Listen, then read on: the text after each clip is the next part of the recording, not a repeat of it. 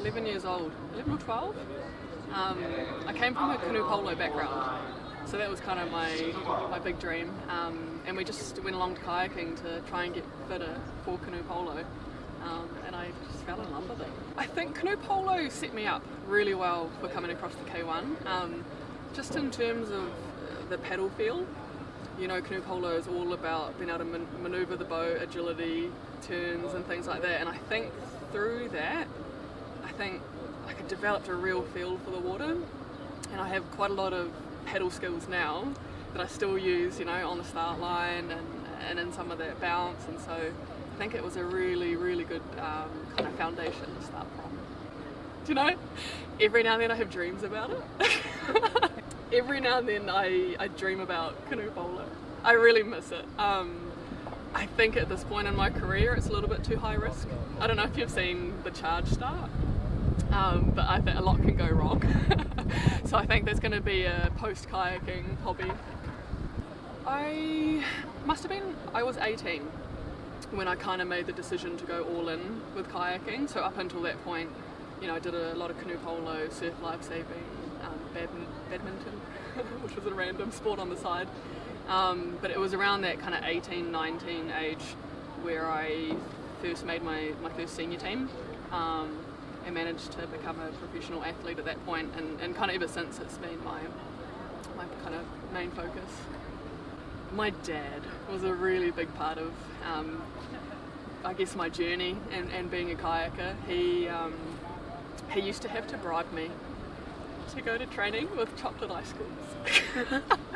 I was the worst trainer you've ever encountered. I wouldn't train in the mornings because I like sleeping in. If it was raining, I wouldn't go.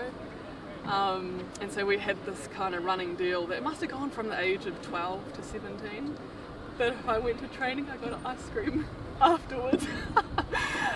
So I've come a long way from that point, but look, my dad's been amazing. You know, he would drive me to every training, and even when it was, you know, raining sideways, when I was out in the water, he would stand out in the rain with me so that I didn't have to do it on my own. He wouldn't sit in the car and stay dry, he'd be right there in the elements, and yeah, he's kind of been there in my corner since day one. I think this journey means a lot to them, you know, like racing at the Olympics and world champs and things is amazing, and I love being able to represent them, but I think it's what brings them the most joy is the day-to-day. You know, the day-to-day improving as a kayaker, but also like who I'm becoming as a person, walking through all this, and I guess, you know, I get to share that with them, and I think it brings them a lot of joy. My first Olympics was, it was pretty full on. I was 21, and I don't think I've ever been that nervous in my life. I remember before the semi-final, I almost couldn't stand upright. I was so nervous. I felt like there was like a knife stabbing me in the abdomen, and I was like, you just have to act like you're okay for your teammates, you know. But it was the most glorious thing, you know, being able to race the Olympics and represent my people, and I guess just get a bit of a feel for it. Like, it's still a 500 metre race, it's the same people, it's the same boats, but the whole world's watching, and it brings a whole nother element of pressure and stress, and so yeah, it was good to kind of go there, soak it all up, and learn as much as I could.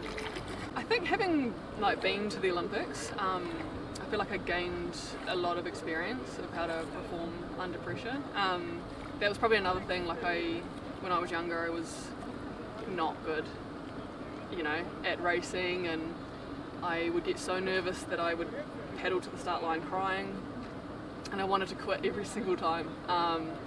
And even now, like I do cry before races. Like I cried before that world record, there's a few tears. But I'm just feel like over the last, you know, like 15 years, I've become a lot more equipped to manage the pressure and be able to walk through it and still be able to, you know, be able to perform. And it's hard, you know, there's no denying that. I think everyone here, you know, we'll try and brave face it, but it is tough. So I wasn't at the Tokyo Olympics. I made a decision to not be a part of it at that time. So it did mean, it was a bit of a sacrifice. And I, you know, stayed back home and kept training and I guess kind of, you know, supported the team from afar. But yeah, it was a big decision, but it's what felt right to me, and yeah, I've kind of been trying to do what feels right to me every single step of the way. I watched the Tokyo Olympics from home, which it was hard.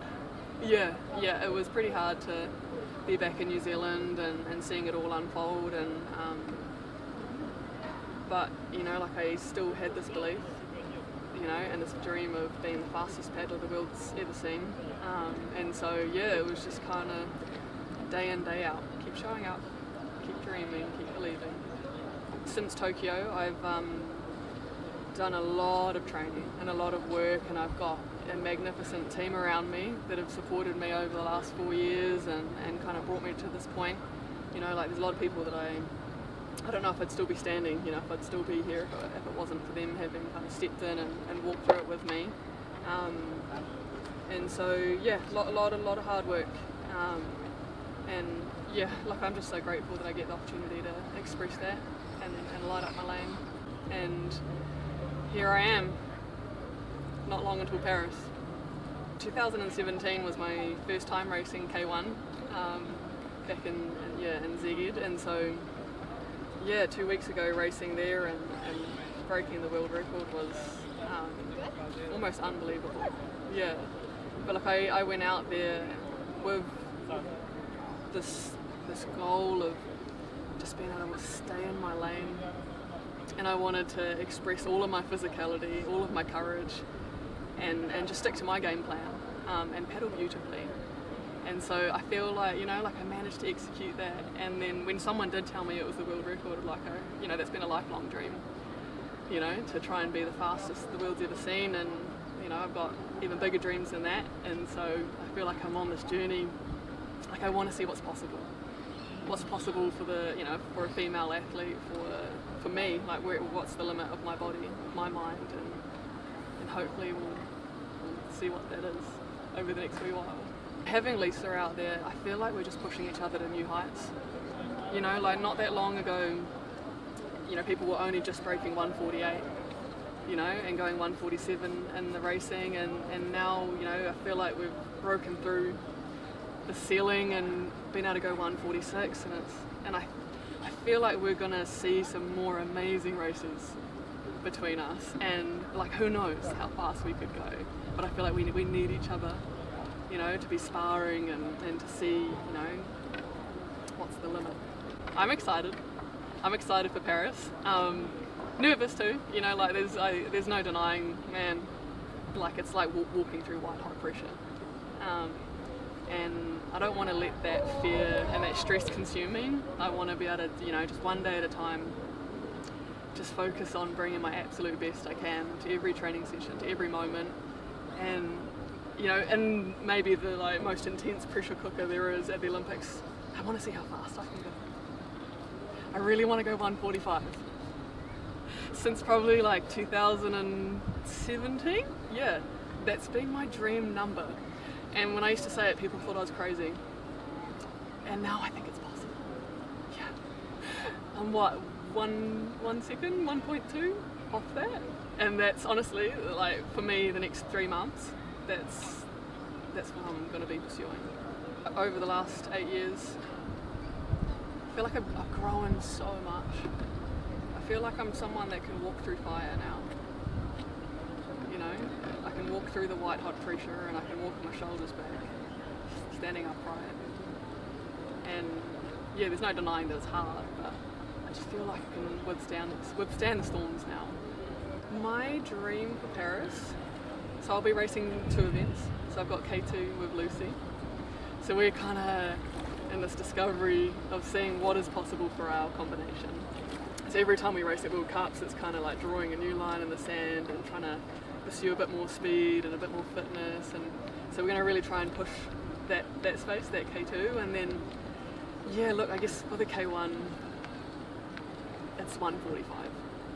That's the thing that really inspires me and makes me excited. And I feel like 145 just captures art, physicality, courage, all these things have to align, you know, to be able to go that fast, and that's what I'm going to be seeking. I think when I think about the day to day and the showing up to training, you know, rain or shine, every stroke is the 145 dream that really inspires me. And then I think the other part of that is like all the people that I represent, you know, all the people back home, and yeah, like I want to win for them. You know, like there's a lot of kids back home that I represent, and I have a lot of responsibility to them, you know, and so when I line up and when I'm afraid, like I owe it to them to step up, and yeah, like I'm gonna throw everything I've got at it.